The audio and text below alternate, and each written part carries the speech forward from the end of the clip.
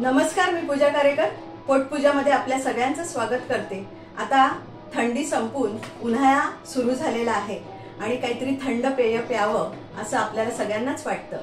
तर लिंबूचं सिरप कसं बनवायचं ते मी तुम्हाला दाखवणार आहेच, पण त्या सिरप पासून अनेक वेगवेगळ्या प्रकारची सरबत कशी बनवायची हेही दाखवणार आहे। चला तर मग बघूया। आता आपण 2 वाट्या पाणी घालणार आहोत।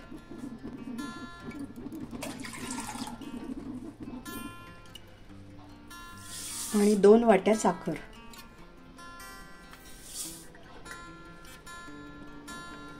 याचा आता आपण पाक करून घेणार आहोत।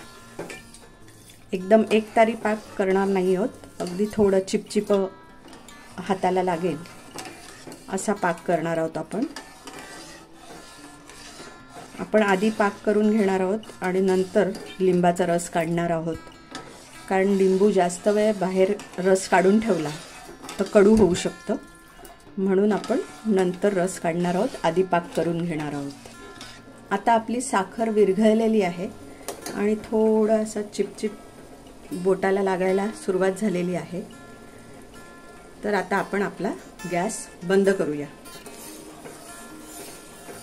आता आपल्याला हे सिरप थंड करून घ्यायचं आहे आणि त्याच्यानंतर पूर्ण थंड झाल्यानंतर आपल्याला त्याच्यामध्ये लिंबाचा रस घालायचा आहे। तोपर्यंत आता आपण लिंबाचा रस काढून घेऊया।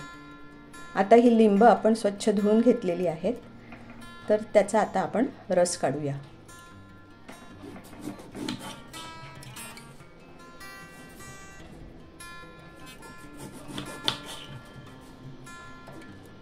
शक्यतो पातळ सालीची लिंब घ्यावीत, म्हणजे रस खूप छान येतो। लिंबाचा रस काढताना त्यात लिंबाची बी गेली नाही पाहिजे आणि खूप दाबायचं नाही, नाहीतर मग सालाचा कडवटपणा त्या रसामध्ये येतो।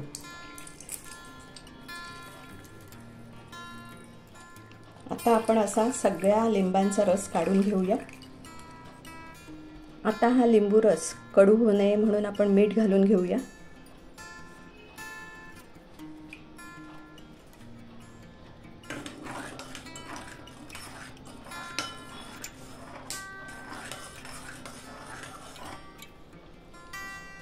आता हा रस आपण गाळून घेऊया, जेणेकरून त्याच्यामध्ये बारीक बिया वगैरे काही असतील तर त्या त्याच्यामध्ये मिक्स होणार नाहीत।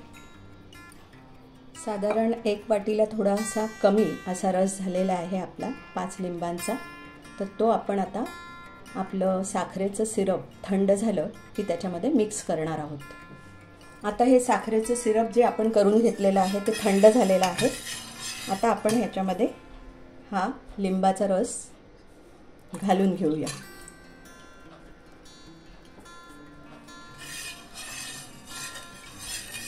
मीठ आपण मगाशीच घातलेलं आहे, अजून लागलं तर आपण घालू शकतो।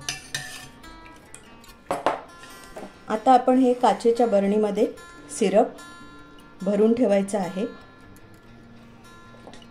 आता उन्हाळा येईल आणि उन्हाळ्यात ह्याचा खूपच छान उपयोग होतो। आता आपण हे सिरप वेगवेगळ्या पद्धतीने सरबत करताना कसं वापरू शकतो ते मी तुम्हाला दाखवणार आहे। आता आपण संत्र आणि द्राक्ष याचा ज्यूस काढून घेऊया। संत्र सोलताना त्याच्यातल्या बिया आणि त्याचे धागेदोरे काढून घ्यायचे, म्हणजे रस कडवट होत नाही। आता आपण हा ज्यूस गाळून घेऊया।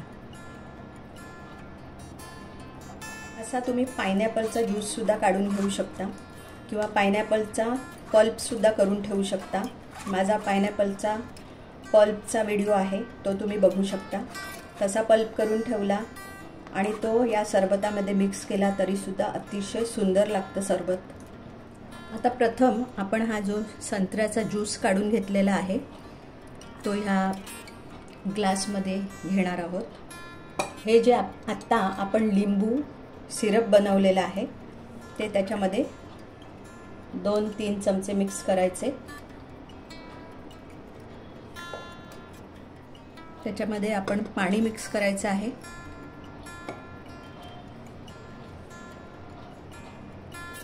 त्याच्यामध्ये आपण हा चाट मसाला मिक्स करणार आहोत. माझा चाट मसाल्याचा व्हिडिओ आहे, तो तुम्ही बघू शकता. अतिशय घरातल्या घरात केलेला हा चाट मसाला सुंदर होतो, तुम्ही करून पहा. आता आपण हे मिक्स करूया. आता आपला हा लिंबू संत्रा ज्यूस तयार आहे. थोडीशी द्राक्ष होती माझ्याकडे, तीही मी घातली. आता आपण दुसऱ्या पद्धतीने कसं सरबत करू शकतो लिंबाचं ते पाहूया. हे जे आत्ता आपण लिंबाचं सिरप बनवलेलं आहे ते घेऊया. थोडं त्याच्यामध्ये चाट मसाला ॲड करूया.